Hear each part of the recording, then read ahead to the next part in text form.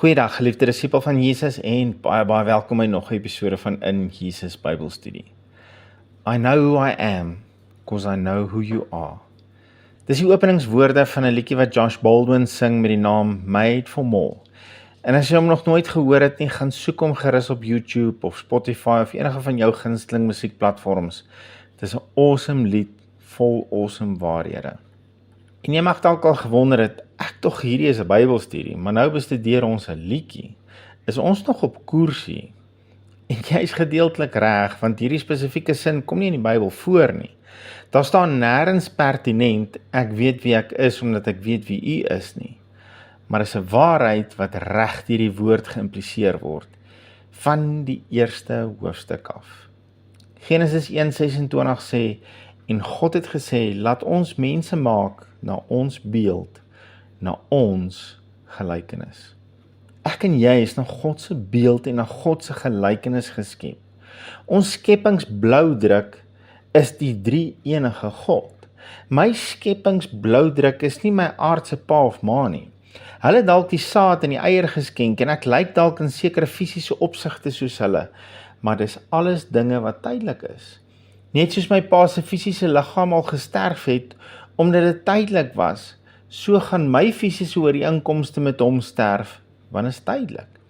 Maar wat gaan bly bestaan tot in ewigheid, wat nooit ooit kan vergaan nie, is my gees, wat na my ewige pa se beeld en gelykenis geskep is.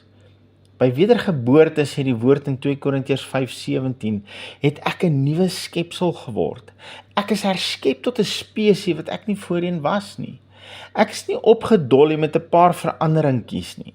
Ek is nie soos 'n ou Ford bakkie wat te lank in brakpan gestaan het en nou 'n drop suspension en 'n klomp Raptor stickers op het en nou probeer lyk soos iets wat ek nie regtig is nie. Nee, ek is herskep tot 'n nuwe spesie, 'n seun van God. En ek probeer nie soos 'n seun van God lyk nie. Dis belangrik dat jy die verskil verstaan. Ek probeer nie soos 'n seun van God lyk nie, ek is een. Ek strek my egter uit daarna om my pa beter te leer ken, sodat ek kan weet wie ek is, en ek kan lyk soos hy lyk, praat soos hy praat, en doen wat hy doen. As ek wil weet wie ek nou is, moet ek weet wie my pa is. As ek wil weet hoe ek kan praat en waartoe ek in staat is, moet ek weet wie my pa en my oudste broer is, want ek is na hulle beeld en na hulle gelykenis geskep. God is gees, en my gees lyk soos sy gees, soveel so dat sy woord in 1 Korintiërs 6:17 sê, maar wie die Here aanhang, is een gees met hom. Met ander woorde, my gees en God se gees is een gees.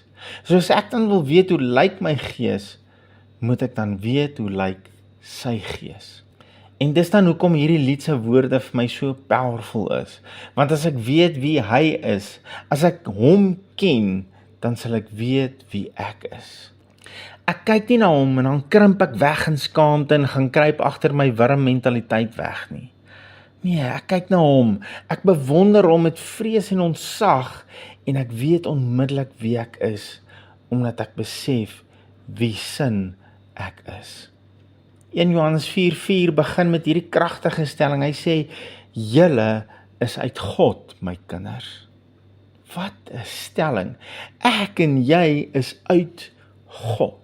Die Nuwe Lewende Vertaling sê, julle is van God afkomstig.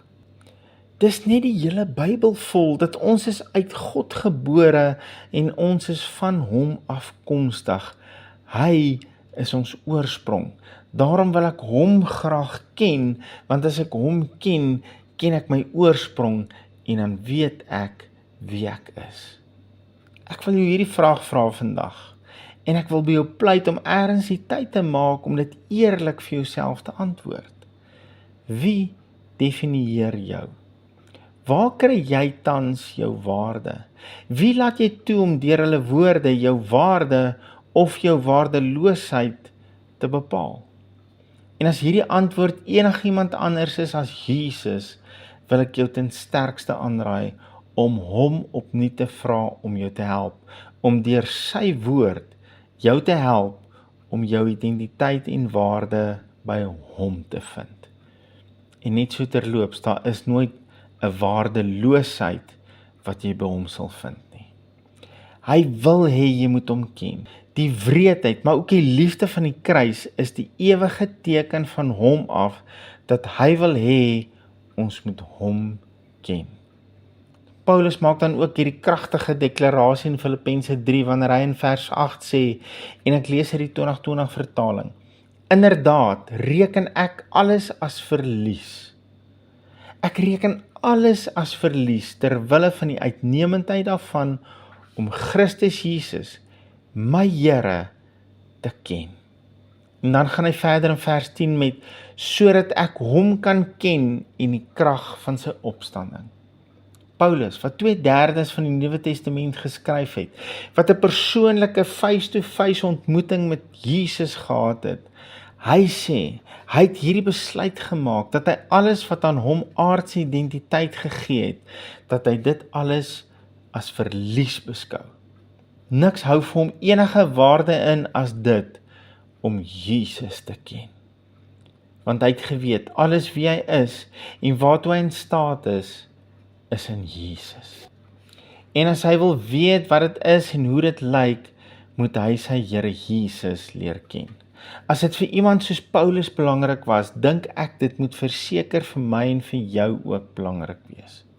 'n Baie goeie vriend van my maak na aanleiding van hierdie reeks, hierdie kragtige stelling hierdie naweek.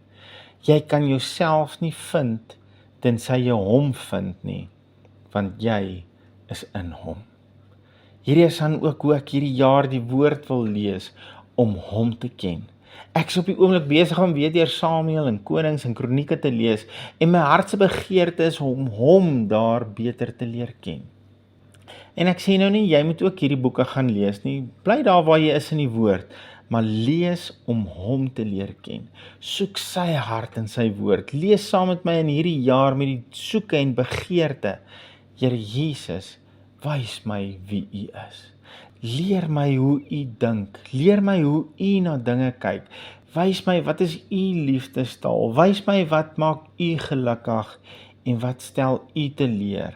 Ek wil u leer ken, sodat ek ook daardeur kan weet wie ek is. In Jesus naam. Amen. Geliefde van Jesus, hou jou oog op hom en jou neus in sy woord. Shalom.